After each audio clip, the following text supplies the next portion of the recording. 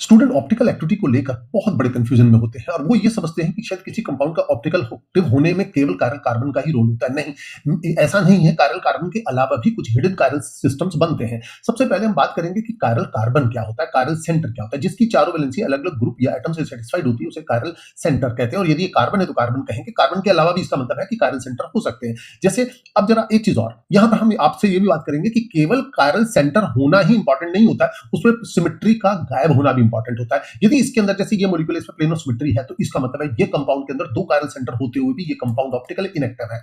चलिए एक चीज मैं आपको और जरूर बताऊंगा कि कायरल सेंटर कार्बन के अलावा जैसे सल्फर है, क्यों? क्योंकि इसकी चारों वैलेंसी अलग अलग ग्रुप से सेटिस्फाइड है, यहां सल्फर, और ऐसे ही आपका नाइट्रोजन, ऐसे ही आपका आर्सेनिक है। उसके बाद हम बात कर रहे हैं कि इसके अलावा जैसे अब ये आर्सेनिक है, क्या ये कायरल? बिल्कुल है, क्योंकि यहां पर एक लोन पेयर जो होता है वो भी एक ग्रुप के तरीके से बिहेव करता है। यानी कि यहां ये चारों अलग अलग है, तो ये भी एक कायरल सेंटर है, ये भी कायरल सेंटर है, ये भी आपका कायरल सेंटर है। लेकिन अब हम आपको एक और चीज बड़ी इंपॉर्टेंट बताएंगे कि यदि दो परपेंडिकुलर अनसिमेट्रिकल प्लेन है और दोनों में रेस्ट्रिक्टेड रोटेशन है या रोटेशन भी रेस्ट्रिक्टेड रोटेशन है, तो उस केस में कंपाउंड आपका ऑप्टिकल एक्टिव हो सकता है।